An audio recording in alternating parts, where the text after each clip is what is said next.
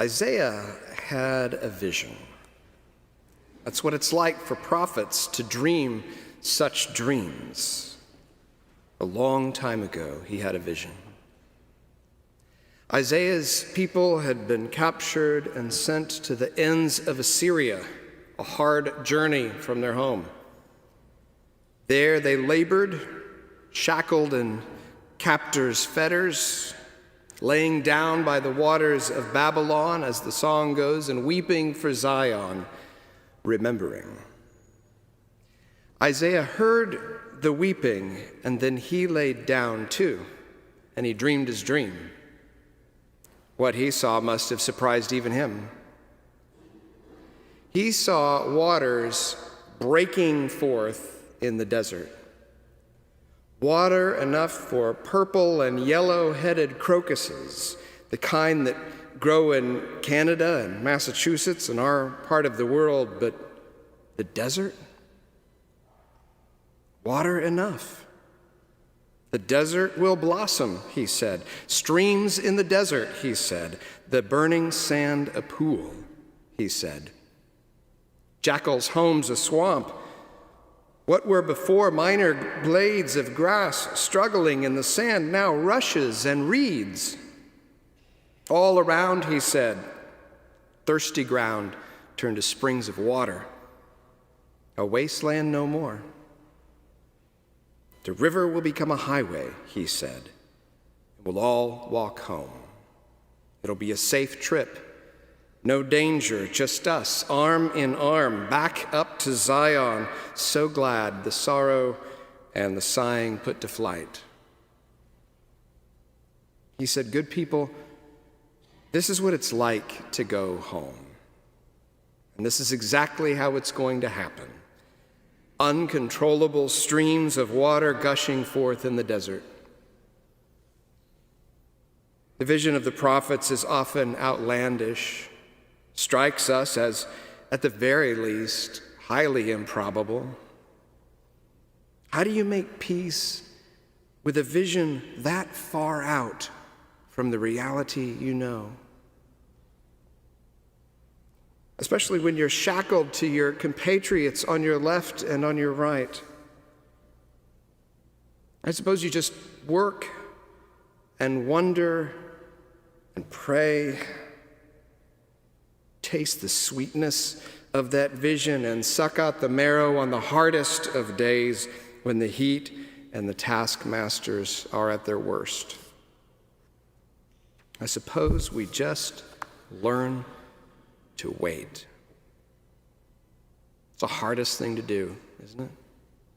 Pause and wait for God, for that kind of vision to come to fruition. Patience is revolutionary, paid off when an outlandish promise comes into reality. When they were small, our kids would ask for things all the time, often very simple things, and sometimes a little time would have to pass until the request could be fulfilled. I remember chastising myself that somehow my parenting was just not up to par because other parents were moving faster than me. When we're out with friends and someone can't think of the name of a book or a person or a movie, why do we feel the need to get out our little mobile devices and find out right away? When we read books, even the most deliciously written things, why can't we wait to get to the last page of the book and then pick up something else before the last one has even started to be digested? Why is the fast forward button on our remote controls the one that's used most often? Why do we sit at red lights and mutter under our breath, come on, come on?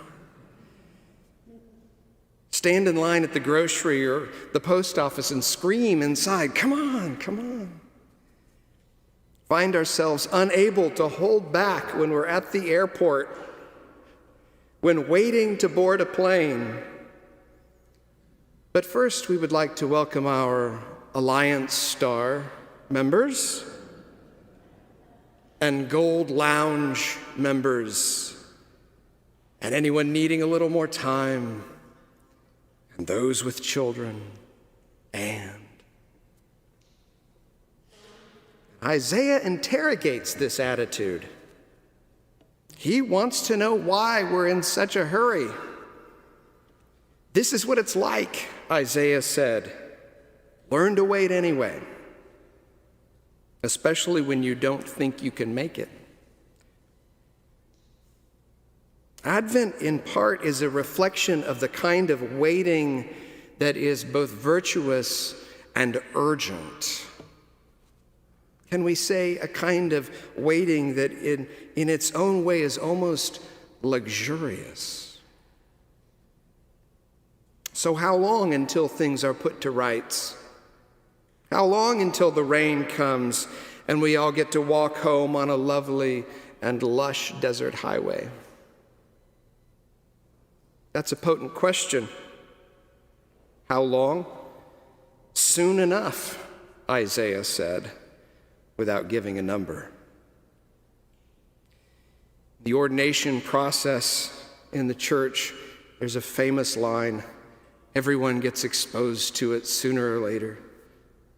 You get a document and it has a schedule and you can see how long it's going to take to get to ordination, and then something happens and slows it down and you say, how long does this really take? And some wise person will say to you, it takes as long as it takes. How long until the Messiah comes? Very soon, said John the Baptizer, whose urgency we also hear this morning. Was Jesus the one to come, or should there be even more waiting? Even after all that time? Yes, I suppose so. We await a night that is cold to the bone. Night when the moon is new and there's no light except what the stars throw out. And soon enough, when that night comes, we'll go looking together for the promise of the end of the winter and the end of the dry desert.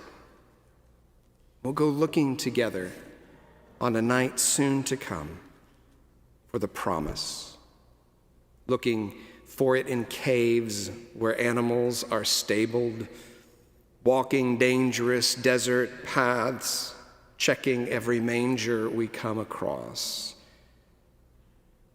Then shall the glory of the Lord be seen, Isaiah said, the majesty of our God made plain. We wait. We need at least these weeks of Advent to ponder the inconceivable mystery that the enfleshment of divine substance is happening, that love is on the way. And who could rush that? Meanwhile, we pass the winter hours by sleeping only to dream, dreaming only to prophesy, and speaking to the vision. Make straight in the desert a highway for our God.